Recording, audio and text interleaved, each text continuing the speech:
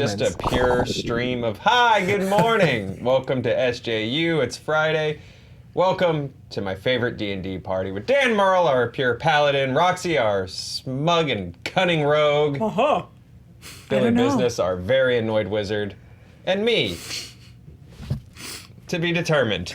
We're talking the Hellboy trailer today. We're talking the Sandlot series. We're getting into what would you change about your favorite movies, and we're going to delve into a very interesting quandary revolving around Amanda Bynes that I'm very excited about. But first, let's just chat about this Hellboy trailer that dropped a little bit. Leslie asked thoughts on the Hellboy reboot. Did the new trailer sell you? Rox. So you're telling me you're going? Yeah, for sure. For sure, I'm definitely going to see this. I'm interested to see what happens with this movie. It might be good. I don't know. I love David Harbour. Parts of it look weird and forced. Parts of it look good. They've actually got like a bomb surrounding cast, which I didn't even realize until I was watching this trailer. I love Daniel Day Kim. He's amazing. And then there's that girl that's been popping up in everything who's unbelievable. She was in Miseducation of Cameron Post and something else I just saw recently. I couldn't, like, every person I saw in there, I was like, oh, maybe I am excited for this. But then there were some weird jokes about astrological signs and whatnot that made me be like, maybe I'm off. Yeah. So mixed bag for you. Yeah. Daniel. Well, I am a Capricorn, much like apparently the person in this weird movie. lady, yeah. And I'm effing crazy, so that is why. And that's why you guys will just fight forever. Forever. I don't know much from Hellboy, to be honest. I haven't seen the first Guillermo del Toro movie. I saw the second one, but having not seen the first one, I just kind of enjoyed it for what it was. And I didn't go see it in the theater. I only saw it recently. So I'm fairly uninitiated to Hellboy. Mm-hmm. I will say that this one intrigued me more than the last trailer did, because the last trailer made it look like, seeing what I have seen of the Guillermo del Toro versions, made it look like that again. And so I was like, oh, okay. Well, I mean, it seems like it's exactly what the last one was. Yeah. This one, I watched the Red Band one, and I didn't... Maybe I knew. It's very possible that we did a whole segment on the show about how this Hellboy movie was rated R. Having said that, I did not remember that. I completely did not know that it was rated R. So I like the fact that they're pushing it harder, that they are going a little, they're not going to crank out another PG-13 Hellboy movie, that they are going to go R. I like what I've seen of David Harbour as Hellboy. I like him as an actor in general, and he seems to really be having a lot of fun with the character. So I'm going to go in optimistic. There are some other things that could look very like they could just be kind of whiz pop, very empty, generic things, but they could also be really cool. You got a Game of Thrones director. You could tell that they directed a lot of Game of Thrones and stuff like that. So I think this one distinguished itself for me more than the last film did, and I'll go in. I always go in with an open mind, but I'll still go in and hoping to enjoy it. Right on. Billy? Yeah, maybe not split the difference. Maybe I'm actually closer just in your camp, but just in general. I mean, you are the star of this movie, so it's weird. Right, I know. It. I shouldn't criticize my own performance, but it just, other than some choice F words and a couple gory visuals, it really looks like this is just another one of the old, it doesn't differentiate itself enough for me.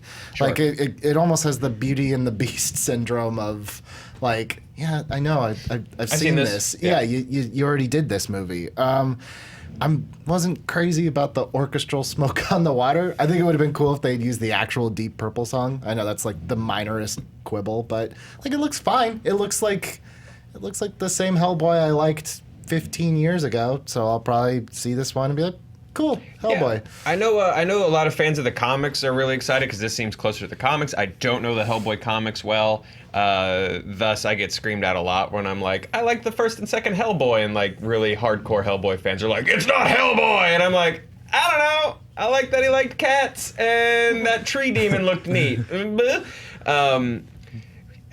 had a lot of cool fantasy elements that I thought looked fun. More than that first. The second Hellboy gets pretty fantastical, and they introduce a lot more monsters. That first 2004 Hellboy, I think they kind of towed the line a little bit. Like, there was definitely fantastical elements, but it was more grounded. Like, in this one, looks like they're just let's go full fantasy, which, sure, do it. I mean, I think they're probably banking on the fact that a large chunk of their core audience has not seen. It's what now, 15 years ago? Yeah, true. It was not already it's popular amongst Guillermo del Toro fans and comic book fans, but that wasn't a huge breakout smash hit. So I think they might be banking on the fact that it's been 15 years. A lot of the people that are coming to see this movie maybe haven't seen the first Hellboy movie, so we're just going to sort of not worry too much about paralleling it too much. I don't know. I feel like visually and story-wise, the only way you can really differentiate it with is, just purely changes in Hellboy. Visually, he's not going to change a whole lot. You're going to make little tweaks here and there. And I think that's the interesting challenge this movie has, is because whether you love the first two movies or don't like them at all, like, Ron Perlman made such a stamp as that character, to me at least, that it's been interesting sort of wrapping around, like, okay, it's someone new taking on what was a very, like, Ron Perlman clearly defined, this is how he looks, this is how he talks, this is how he delivers his one-liners. So that's sort of my sort of jump into this, where I'm like, okay, I gotta get around David Harbour doing something slightly different. He's still red, he's still got the hand, the horn that is filed down and blah, blah, blah, but so that's what I gotta get around. Was all that nonsense that I just said. I wish that Ron Perlman was involved in this in any way. Because I agree with you, Joe. He's what I took from the movie. And it has been years since I saw the Hellboy movies. Years and years. I probably will re-watch them going into this just for fun. Yeah. But you can still see him kind of lighting the cigar. And even as, like, a consultant, I wish they called him any kind of communication. Had him voice a monster. Yeah, anything that shows that they're paying homage to what was. For me, it's a respect thing. But, it didn't look bad. I would be shocked if David Harbour did not call Ron Perlman. You see that all the time, is actors will call up former actors and just sort of, not, I'm going to copy you, but sort of, hey, let's talk about the character. I interviewed him, and he said he did not call. He did not call? He did not call. Oh, okay. Yeah, this was months ago, but, I mean, I'm guessing that they had wrapped shooting by that point. But he did say that he bumped into him at a party somewhere, and he did say something kind, something along those lines. I can get that, because in some instances, especially if something is like, Ron Perlman was like, he owned that Hellboy, like, you almost don't want to watch or talk to that person, because you're like, I'm just going to end up doing a direct-to-video impression of them. Let me try to take this fresh and then talk to them afterwards. But that said, I hope after the movie premieres you at least, like, shake the guy's hand. Right, yeah. Or stop just be being like, such a dick, Billy. Yeah, well, okay. Yeah, I know. I should call him. Ron, I'll call you. We'll do lunch. Have your people call his people. Yeah. My people is Ryan over there on the couch. You on that, Ryan? Ryan, can you schedule that lunch, please? Can you call Ron Perlman's office, Ryan? Set up a lunch. Thank you. Thanks, Ryan. Yeah, consensus? We'll go see it. Cool. This might be one I feel like every year there's one movie where I'm just like, I don't know. And then I walk away like, I really like that. And then I forget about it. I think this will be like my dark horse. I like that one. Yeah. Low expectations are many things happening beneficial for this, I believe. Yeah. I don't even have low expectations. I think it'll be fun. Sometimes I feel bad because people watch SJU and, like, I'm never like, about anything. And people are like, oh, why can't you get excited? It's like, I am. But, like, I can't give the Hellboy trailer the same excitement as, like, the birth of a new niece or nephew or something like that. Like, I just can't do it. So this is my excited face about Hellboy. Genuinely. This is you being excited? Yeah. Oh. Yeah, really pumped right now. This is why I don't like opening presents in front of people. Oh, because I hate even it. if I love it, I'm like, oh, cool. Thank They're you like, so much. I'm like, Yeah. stop watching me. Sometimes, like, I'll open it and be like, yes, I really want this. And that's me being legit. Yeah. Like, Yeah. nothing makes me What as do you excited say as I when was when I was 4. What do you do when you don't like a present? The exact same, to be fair. Okay. So you really can't tell. How are we but supposed to know, Billy? just assume that I love everything that you give me. I'll love the sentiment, if Okay. anything. There we go. There you go. There we go. What was the last trailer that you watched that you were legitimately like an 11 run around the room, Cubs win, excited about? Shazam. Right on. Yeah, I loved that. Not the most recent one, but the first. I loved it. That was that awesome. initial trailer. Yeah. Probably last year, that one shot of Thanos' hand coming down and Cap stopping it, and then it cut to the end card. I was like, yes! Yay! Right on. Yeah, that was probably the last time. Daniel? Such a dork. Three billboards outside every That's such a great trailer. That's an amazing trailer. Did you love the movie? And I love In Bruges, and I loved everyone in that movie. And I was like, yeah, I can't wait to see that fist movie. pump. Yeah. I mean, I'm sorry. I mean the first trailer for The Force Awakens. I didn't go full Jersey Shore for this one, but I do remember just watching the trailer for the Florida Project made me cry. Well, there you go. That movie's awesome. Yeah, but even just watching the 2-minute trailer for it, I was just like, Willem Dafoe and that little girl have a hard life. Yeah.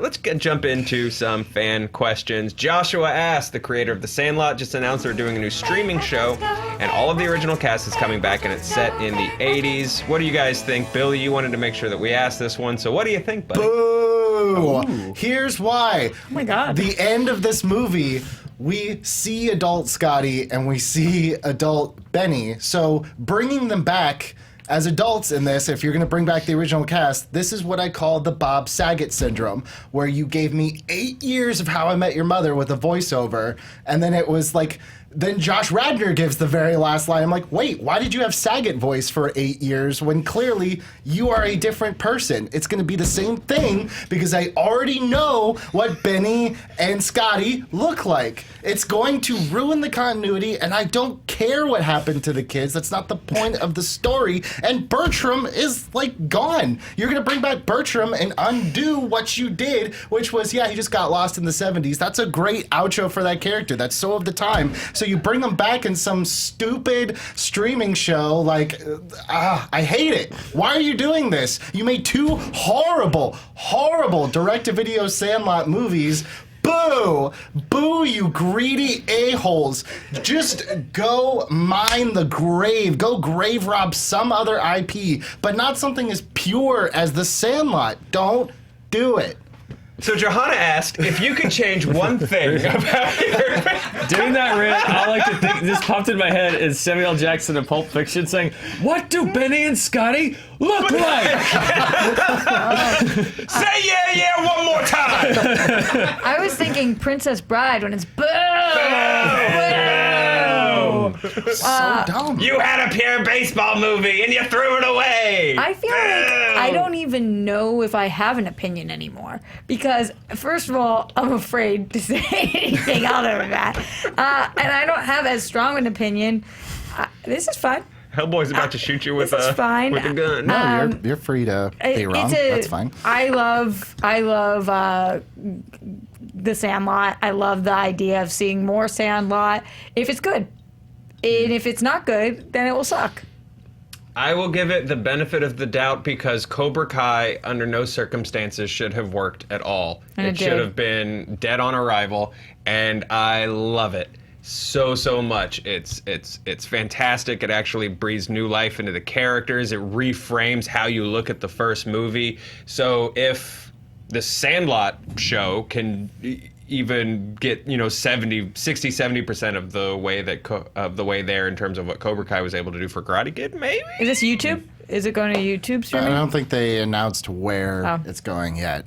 But Karate Kid doesn't have the Saget paradox where you don't know where that story's going to go, where those people end up. Like, I saw the end of where those characters go in that movie. Like, the loop is closed. Do you feel like it's kind of like doing a notebook series where it's like, here's a couple other dates they had? And yeah, you're like, I don't need this. Why is what this if it's happening? great, Billy? It won't be. Oh, okay. There's a mathematical equation that clearly says this can't be. Dan, math thoughts? It's like tree rings for me, which is the 80s have been just picked clean. Just the bone of the 80s has been picked clean. Time for the 90s. Time for the 90s. Yeah, Here we go. Gargoyles, Sandlot, coming to Netflix. Darkwing Duck, Gargoyle, all of it. It's all coming, and then I'll know I'm 10 years older when they start encroaching into the early 2000s. Yep. Ugh. It's just the circle of content. The Gladiator series is going to be phenomenal. Yeah. So I don't know. I love this Sandlot. I'm kind of with Joe.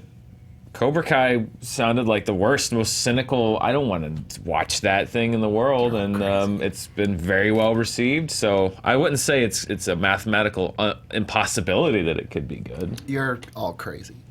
I also don't have that much of a connection to the end of the Sandlot. Yeah. But I know that they I also do just- but what were the sequels then? the sequels they are different different kids? kids. Okay. Yeah, and they're horrible. Dan. I just got a big puzzle, like corner piece on Billy, like in the Billy puzzle, just learning about my friend. That like this Sandlot rant was a nice corner piece. It just keep. But Are you not gonna watch? What if they acknowledge what happened at the end of the Sandlot, and then they grow on the story? But here's the thing. Children are like, we got reconstructive surgery. I mean, this is gonna if it's the 80s, then that means that we've seen the end game, and this is going backwards because it ends in present day. So you have to assume that that's like 94, 93. So this is gonna be like 10. So I don't want to see Benny in AAA. Like that's dumb, and it defeats the purpose. It defeats the purpose of the whole movie, and I hate it. I hate Don't it. you think I hate it's it. gonna focus probably on their kids? Oh, yeah, that works out swimmingly. Like, the thing that I love the most Okay. is when they take characters that I love and show me their offspring, because that is always a fantastic idea. I'm not gonna say anymore. I love this so much. I just want to My keep bad. poking you with Sandlot questions. Also, it's amazing that I didn't know like what was causing the bigger earthquake, Billy on the table, or the what's going on construction around us. happening all around us, It's just shaky. Yeah, Little column A, little column B. Yeah, someone has definitely just let out the T-Rex next to the studio. Johanna asked, if you could change one thing about your favorite movie, what would it be? I mean, if it's your favorite movie, Yeah, it's that's- Is it tough like because just that you want means more that of it? you- I don't know, No. I If it's your favorite movie, that means it's probably pretty close to perfect. I'm trying to think if there's one thing I could change. perfect for you. Yeah, I always- simply Yeah. for you. I always wanted the last concert in Blues Brothers to be longer. Even as a kid, I was like, they worked so hard to have this concert, and they're sneaking out after the first song. Like, I understand why. There's a lot of police, orange whip drinking police waiting for them.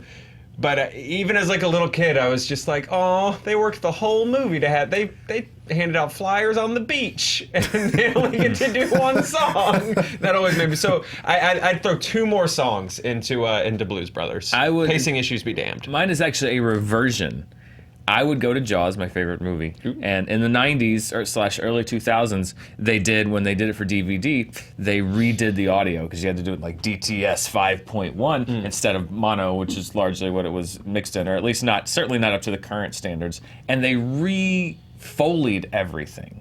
They redid all of the sound effects. They redid everything, and so like when the shark is hitting the boat, if you watch the original movie, it's got this great like hollow wooden sound to it. And when they redid it, it's just this like flat like 2 wooden boards slapping together. They remix the Brody scene, the smile, you son of a bitch. Like you watch the original version of the movie, it goes pew. It's this great thing, and then the remix version, it's just this like gunshot with an explosion. They completely screwed up the dynamics of all of the sound in the movie to remix it for 5.1. I think if you watch the movie now with like the original mono 2.0 mix, whatever, you can get the original soundtrack. But the remixed, like the Foley and everything, is vastly inferior to the original. So that's what I would change. Is I would go back and take out all this modernization they did to the soundtrack of the film and mix it with the original sounds, because that's how it was meant. That's how Spielberg did it. That's how the movie was meant to be heard, and that's how you should mix the sound. I hate the modernization they did. That's so super nerdy and deep, but this is when it's your favorite movie, these are the things that you notice. Yeah. Folks?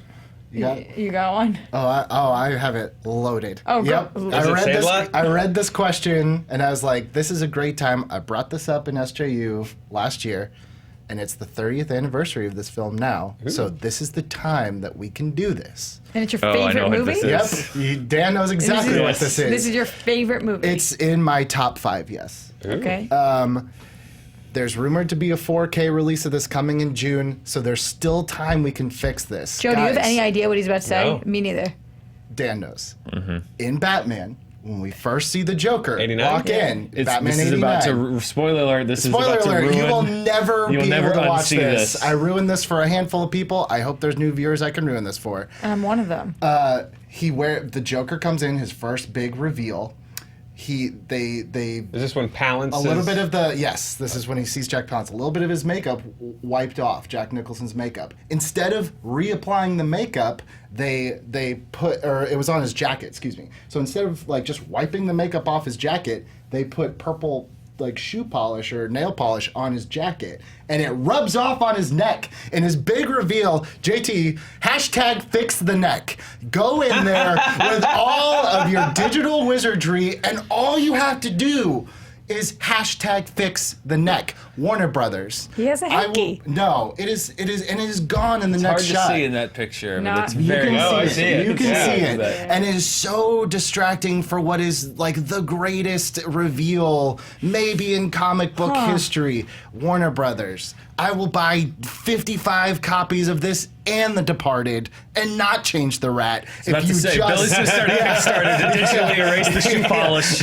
Look out, Warner Brothers. Look, I am coming to you as a fan. I am coming to you not trying to do this bootleggy with my own Kickstarter. I'm asking you, do the right thing. Hashtag, for the 30th anniversary, hashtag fix the neck. Please. Once again, following Billy is a tough feat today. It's tough. I think that my favorite movie is perfect, so I can't change anything about it except for the year it came out in, which is Good Will Hunting, because I think that is an Oscar-worthy movie if I've ever seen one, and coming out in '97 meant that it wasn't. So maybe we release it in 2000. What was nominated that year? What won in 97? It won Titanic. Oh, But it won all for right. screenplay. Robin Williams. Yeah. Well, it won a couple. Yeah, to me, it's the best movie of all time, though. But I think that if I'm a member of the Academy, I'm voting Titanic as well. At Sure. that moment, Maybe go in. You could have taken down Gladiator. Yeah, Crash or Gladiator. yeah, 2005, maybe. maybe. So I guess that's the only thing, because I'm thinking about every scene, every joke, every moment. I also like maybe being Minnie Driver's agent, because I think her career should have been the takeoff point, and instead it kind of she's had a strange one. Sure. But no, I don't know of anything else I would change about the movie, because it would change its heart, its soul. Yeah, I like that. Change the release year. Yeah. There you go. Solid answers all around. Let's jump into this one, because this is a question. First, we're going to unpack the question, and then we'll try to answer the question. I don't know if I can unpack this. This is from Matthew. We have to try. We have to try. And I'm fascinated because we just got the information in no context. So we're going to riff on a little bit on what the context is. My apologies in advance to Matthew, because this sucks, and you have my condolences.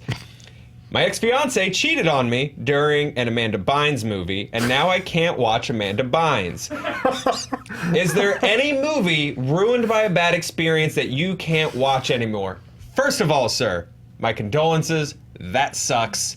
I hope you've been able to learn to trust and learn to love, and seriously, because But how that did he sucks. That's know? traumatic.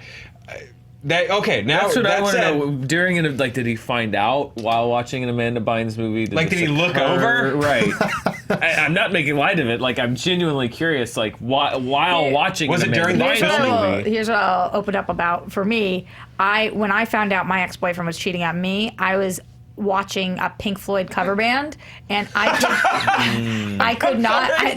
No joke though. I could not listen to Pink Floyd for a decade almost. It destroyed Pink Floyd for me. What did he just tell you, like in the middle of the concert, or what? Well, okay. What actually happened? Long story short, we left that night. We got in a fight during the Pink Floyd whatever, and then he went and slept with like my best friend, and I found out like week whatever later Right. that was the night, and I was like, damn you, Pink Floyd, you've done it again. We were in high school. Rational direction of your anger. Right, 100%. I was way more angry at Pink Floyd than her or him. So I think that this could mean you only have 280 characters to tweet. This is probably a very abridged version of what happened during the Amanda Bynes Did she thing. like come clean and she was like, we were watching an Amanda Bynes movie and here's what happened? Or was it on set during the filming of Amanda Bynes movie? But then we were talking earlier Was his about ex-fiancée Amanda Bynes? So I was like, which movie is it? And I was like, I know this is messed up, but how poetic would it be if it was Big Fat Liar? Was the movie it was? You know who's the real Big Fat Liar? You. And then walks out like, that would be a great moment. I just feel like if she did come clean about cheating on him and was giving him the details, like, I cheated on you, you could not say during an Amanda Bynes movie. Like, there's no way she told him. There's no way she told him and was like, and by the way, when I cheated on you, I was watching Amanda Bynes. Mic drop. Like, or she's setting the scene and you're like, I don't care. I don't care about what movie you were watching. Yeah. Get to the part where you suck. I feel like maybe he found out while seeing the Amanda Bynes That's movie. what I gotta think. Yeah, to be that tied directly, there has to be a moment of discovery tied specifically with the Amanda Bynes film. I don't have a movie. Mine is also a band. I forgot what the question is. What is it? Is there a movie ruined by a bad experience that you can't watch anymore? Mine is also a band. When I was in high school and most of college, one of my favorite bands was this band called the RX Bandits. They're a ska band. They were on Drive Thru Records. They were good. Blah blah blah. That feels about right for you. Yeah.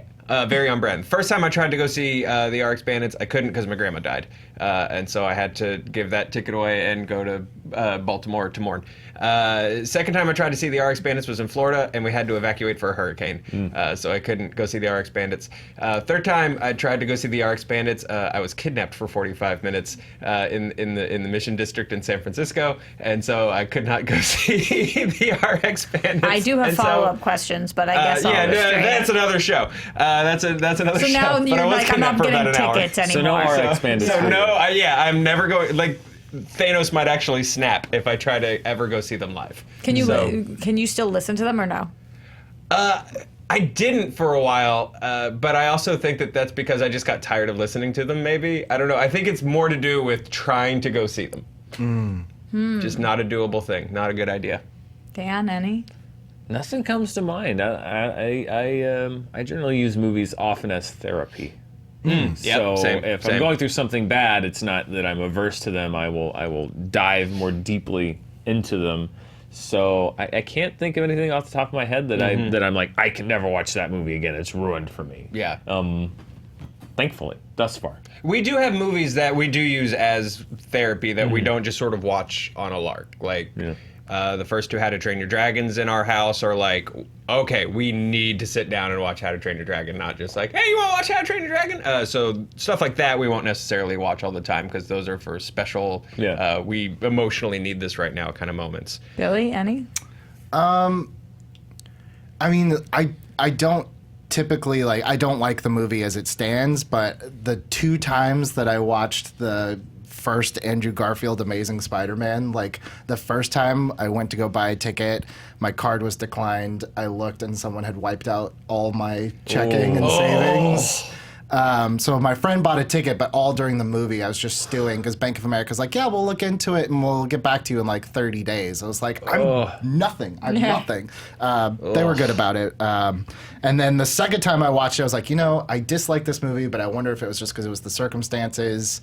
And then like during the movie is I watched it at home and like I had like the worst food poisoning about like 45 minutes into the movie, and I don't even think I finished it. Yeah. It's like, this movie just must be bad luck for me. But were you cheated on, bro? It's entirely possible. It's entirely possible, and I just would never know. Yeah, okay. Ugh, that's all that said, Matthew, I hope things picked up and straightened out and blah, blah, blah. I hope this was a long time ago. Also, like, getting a little therapy right now, the fact that she was your fiance and not your wife, good riddance. True. Yeah, good time. It out now, good time to find out. Obviously, you wish it didn't happen, but you prevented it from happening with kids, with a wife, whatever it is down the line. Dodged the bullet. Yeah, a bigger bullet. It's still a bullet, but it could have been a bigger bullet. So I'm glad you got out, Matthew. Oh gosh. Let's see here. Sarah asks, "What's your favorite coming of age movie?" and why? I always... Well, we know what Billy's is. I'll refrain from answering this question. I think we got a long rant about his favorite earlier today. I always think about Almost Famous for this, just because of the concept of this wide-eyed kid that suddenly gets thrust among like his heroes and people he admires and a job that he's always wanted to do, and it all of a sudden just gets dumped on him all at once. And watching him sort of scramble to catch up as a kid that necessarily isn't emotionally prepared to wrap his head around what any of that means or what's actually happening around him. So I always think about that. I love his performance in Almost Famous. I love pretty much every performance I love that movie. Yeah, it's a great That movie is fabulous. It is a great movie. Frances McDormand is a treasure, and she's great in that movie. She is. I'm trying to think. Coming of age. Such a specific genre, you know? It is and it isn't. I was always gonna say, struggled yeah. with this because, like, all the time people are coming of age, like a different moment in their life. You know, I know this is more related to kids becoming adults or teens becoming adults or kids moving to the teens, whatever, but I feel like so many movies are coming of age movies going to that next gen. So I don't know. I've watched some series that are Pen 15 on Hulu. I haven't seen that one. Is fantastic. It's these two, I think they're both like 30-year-old actors, but they're both playing 7th grade versions of themselves, and then the rest of the cast is all actual 7th graders. And they're so good, and the writing's so good, and the jokes are so spot on that you actually forget about that gimmick like pretty quickly, and you're just watching these kids. It's a great show. I will say one of my favorite movies that's not often put as a coming-of-age movie, but which I think very much is Ferris Bueller's Day Off. Because they're older, so when people think coming of age, they think like 13 or 14 years old. But Cameron's character in particular coming into his own, and I love his arc in that movie. And basically at the end when Ferris is just like, dude, you don't want this heat. I'll stay here. He's like, no, it's fine. It was my idea. I did it. And with like his whole thing of like learning to be his stop hiding and become his own person. Like that's him becoming an adult. That's him saying, I'm not going to be afraid of my father anymore. I'm going to confront him about all this garbage. The fact that he pays attention to this car more than he pays attention to me. Like, that is coming of age. And I also think even Ferris is sort of, this is almost his last hurrah, because he has that speech about, I'm going to go to college. That'll be it for that. You know, maybe we'll stay together or maybe we won't. I think that that's a very underrated coming of age movie because it deals with people that are like 18 or 19. And he was like, oh, coming of age, that's like, at 14, 15, like, trust me, it's not. There's a lot of coming of age, and there's a lot that happens after that too, by the way. But I'm with you, Roxy. Coming of age is like could be so many different things. I think some of the ones that I liked a lot when I was younger, My Girl, Now and Then, I loved those ones. I think that even like Mean Girls was kind of a coming of age one for me as they were growing up. Cruel Intentions, if you call that coming of age. It was for a lot of people that watched it, you know what I'm saying? I don't know. Tons. I love that genre. Yeah. Well, when you nail that arc, that's always a very satisfying arc to be able to watch. I think I'm more with you, Dan. Like, mine is not traditionally seen as coming of age, but to me it's the ultimate coming of age. It's my second favorite movie of all time, Saturday Night Fever, and it's definitely like it got labeled as the disco movie, and it's not about disco at all. But I watch it fairly frequently, and it's like at times you're like, wow, this doesn't hold up, but you're like, but actually it does. It does a lot because it's all about like being lost and not knowing your place in this world, and you're the king of something that means nothing ultimately. And I love that at the end, his big character arc isn't like, I'm going to start it's like this realization that maybe I'm wrong. Maybe I need to change. I don't know how to change, but I know I need to. And that's it. And I feel like that's such a powerful thing for like this character to just be like, something's wrong and I know I need to change. Can you help me? And that's the end. Like it's such a beautiful ending to like a really dark movie. Like people don't realize how dark that movie is. Question. Yeah. Is that arc ruined by staying alive? Much like the Sandlot. I don't know what you're talking about. I've never heard of Staying Alive. where he's like a jazzercise dancer in 1980s New York. I've never With Frank Stallone. heard of Are you this trying movie. to give him a heart attack today? What's happening? Maybe in a fever dream I thought I heard of this, but it's not a real thing. What are some of the okay. most famous of the like typical coming of age ones? Because I feel like I'm drawing blank on so many of the classic coming of age. Stand By Me. Yeah, that's Yeah, great Stand too. By Me is a One. big Yeah, that's one. great. It's a big one. The Goonies. Yeah. I think would be one. Yeah, but I get. Yeah. I guess like more recently you could add like Lady Bird and Juno and Yeah. some of those in there. Maybe Fast Times at Ridgemont High. Maybe. Angus. Angus. Coming Yeah, of Angus age, was great. I can't tell you guys enough. Why will none of you guys see Miseducation Angus Cameron is Post? the That is a best great high school movie. movie. Oh, Yeah, it's it's a so really good movie. good. Don't sleep on Angus. Oh man. yeah, I don't know what And Angus is. If you haven't, you gotta watch Angus. Isn't that Eighth Ethan Embry? grade? But before he Coming of changed his age? name to Ethan Embry? Or no, that's No, a different movie? Yeah, Dutch. Am I different- thinking of yeah, Dutch? you're thinking of That's Dutch. Dutch. That's Dutch. Yeah, Sorry. no, Angus is this great little sleeper of a high school movie.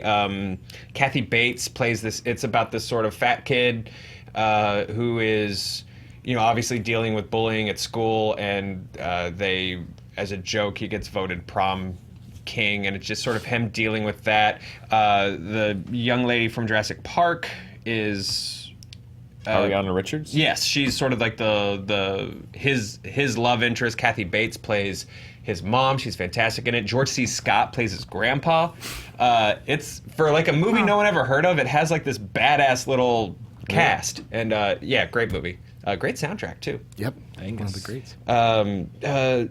Let's go out on this one, Dan. I know you had some thoughts on this. Jet asked, "Hey Jet, Is that my brother?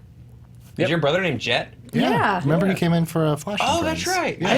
I don't know On anybody Donut other Day. Jets. He I fought him in New York on movie fights, right? Oh, yeah. And I did not know at the time that he was your brother. He's a good fighter. Yeah, He's he is a very fighter. good. I think we tied. Yeah. If I recall, I believe we tied in a live movie fight. in I New would York. never have the self-esteem to be named Jet. Jet. That's Yeah. way too cool a name. Jet Starr just sounds like the Jetstar. fakest name I've ever heard. That does sound like a It's like G.I. you Joe. Transformer loser. I begged Joe to adopt me so that I could be Rockstar. Yeah. He won't do it You can though. just have the name. Yeah. I mean, we can figure this out. Let's keep talking about Torlin it. would Let's say work out yes, this whatever, deal. it's fine. Torlin didn't take the name. So I guess technically you can just have it. Thanks. Jet asked, what are your thoughts on HBO's CEO leaving? Do you think it means anything for the bigger media industry going forward? Dan, I think you think that it does. I think it means a lot for the. Can you for the explain a bigger little media bit? I industry kind going of didn't forward. read Yeah, give the us some story. a little bit of context first. I think we talked about this briefly the other day when we were talking about the Hulu Fox thing. But basically, the Justice Department approved the 18.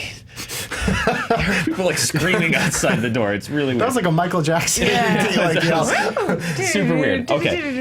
The Justice Department approved the AT&T Time Warner merger, which means they're finally now allowed to integrate their operations. And one of the things that they're doing is they are taking these divisions, these networks basically, that used to sort of be under a corporate umbrella, but sort of run autonomously, like the Turner networks, TBS and TNT. HBO was one of them. Yes, it was owned by a corporate network, but it kind of had its own autonomy. Right. Cartoon Network. Those are the four that they're talking about. Whereas they were all their own separate divisions. Now that they're merging this bigger corporate infrastructure, they're taking all of those networks and putting them under one division that's then answerable to one executive. So instead of sort of being like their own little separate pieces of the network, now they're part of a larger wing, a larger part of the company that all funnel up to one person. They've been talking to the former head of NBC, has been in talks to take that role. Hasn't been confirmed. But basically what happened yesterday was that the CEO of HBO left the company. He'd been there for 30 years. He'd been CEO for the last around 10 years. He sort of oversaw and was a big development behind Game of Thrones, behind Veep, behind a lot of their recent programming. That kind of came under his tenure. And this was a little unexpected because he had just sort of started working under this new structure. But the insider reporting, and there always is around these things, is that they were going to come in under this new entertainment division and make a lot of changes at HBO that he was not necessarily happy with or on board with. And so he decided, I'm not going to be here and stand in the way of this change. It's time for me to go. And that's what his statement said was, I've been with the network for 30 years. It's time for me to leave. There's been a lot of heavy talk. The story may have broken by now. I'm not sure, but there's been a lot of talk that the head of the Turner Networks is also going to do this, that the head of the Turner Networks will also say, hey, it's time for me to go. I think this has a lot to do, a lot of ramifications for the bigger media industry going forward, because again, it's another example of these separate divisions, whether it's two separate studios or separate networks or whatever, being combined under one umbrella, under a smaller infrastructure, heading upwards to fewer people.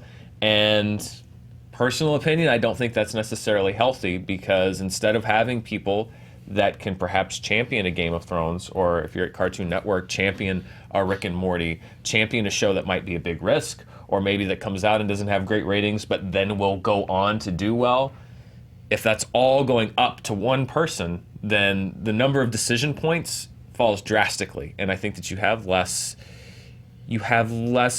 potential for someone to stick up for. I think you need someone like that at the top that can go up to a corporate and just say, like, no, I know this is a risk, but I run this network and I think this is a great move for this network. And instead, if it's all running up to one person who's managing everything, I don't think that you've got as much room for that. I think that you're going to be much more, it's going to be much more about, like, what can all four of these networks do as one united corporate strategy that's great for business, but is it necessarily great for creativity? I don't necessarily think so, my personal opinion. But there's been talk that this is going to lead to TBS and TNT being more sports-based than it is now, again, for corporate reasons, financial strategy.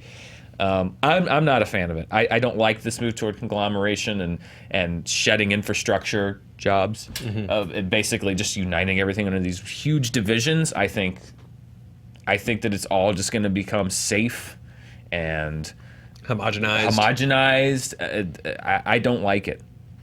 Personal opinion, that's my take. But factually, yeah, that's reportedly why the CEO left, is that he saw the writing on the wall. Well, I mean, it's got to. I did step down this morning. The Turner. Oh, thank you, Ryan. Yeah. So the head of the Turner Networks also stepped down this morning. So that now basically it's all just going to go flow up to one person. I get it too. You know, all that aside, it's also got to feel a little insulting, almost, the idea of, I helped shape HBO, which well before streaming was the leader. He oversaw, and not to mention streaming, he oversaw the launch of HBO Go and HBO Now. That's huge. Which was one of the few early successful streaming enterprises. Yeah, and even prior to that was a part of that company, because way back in the day, like, they were before Comedy Central, before Netflix started buying up every comedy special, like an HBO special, like, you made it, and he was a part of that, and to sort of come through and Game of Thrones, bringing Game of Thrones and just sort of changing the way television looked at itself, and then to have a company come in and say, you have a boss now. I'd walk. Yeah, that guy's got enough capital. He can go both, literal capital and just sway that he can go do whatever he wants now. He can hit whatever past project he wants, or retire. Sure. And it's what really distresses me is the fact that he's done a lot of, I think, good work as the CEO, and it's not just that it's not that he didn't know this was coming. It's that he knew this was coming. The week that they started making the changes permanent was the week that he said, nope. Yeah, I'm out. That, to me, does not paint a very rosy picture, because that says that instead of sort of staying and sticking through and making sure that things were going to be okay, he saw what was going to and he's like, I don't want to be a part of this. That is scary to me as a fan of HBO and all of the other networks that this is that's going on there. That's scary to me, because that's somebody who's there that's just like, I don't like what this is, and I'm going to, like, that's not a good sign to me. Sure. I know people are always like, why are you so down on industries and things and mergers and corporations? Like, why? Because rarely does it yield positive results.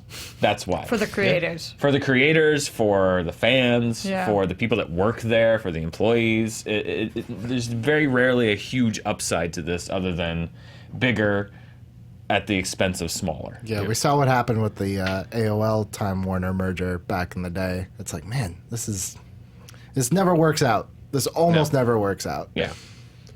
You know, and it's a weird. At your most cynical, it's a weird, depressing cycle because a lot of these people in these positions of leadership will move on. They'll start their own thing, and for a while, we'll be like, "Oh, look at this cool, innovative new thing." Whether it's a Blumhouse or whatever, and eventually those will also get repurchased and hung on the same tree, and the song kind of remains the same. Well, there's a lot of people that say like, oh, wow, like the indie film cycle. Every 10 years, it seems like a new branch of indie films comes up. It's like, well, yeah, because that's what happens. There's a great blossoming independent film cycle or independent whatever cycle. They get bought up and homogenized, and then there's no original content, and so people have a thirst for new and exciting voices. They turn to independent film, then they get discovered and brought up, and it's just a cycle of that's how it goes. You gotta feed the engine. You have to feed the engine with fresh, optimistic new blood.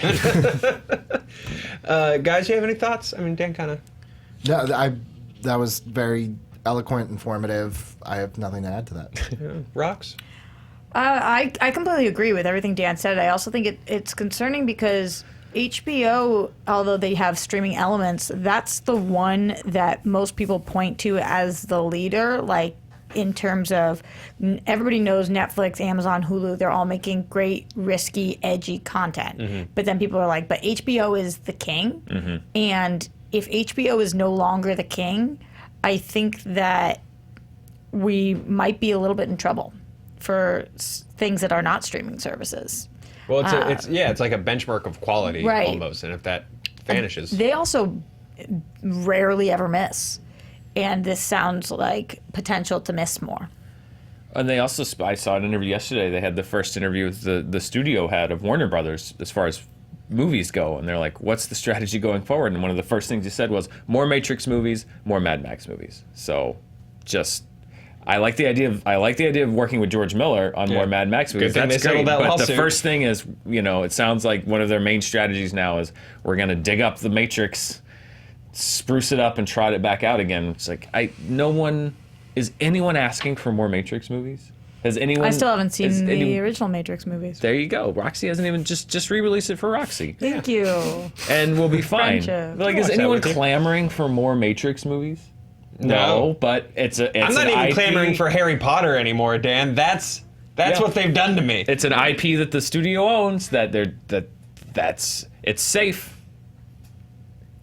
Rather than make the next Matrix, right. They're just gonna keep doing the one that has already been run into the ground. Let me close out with this question, guys. And I think it's one that's worth asking. Billy, what if the Sandlot show is good?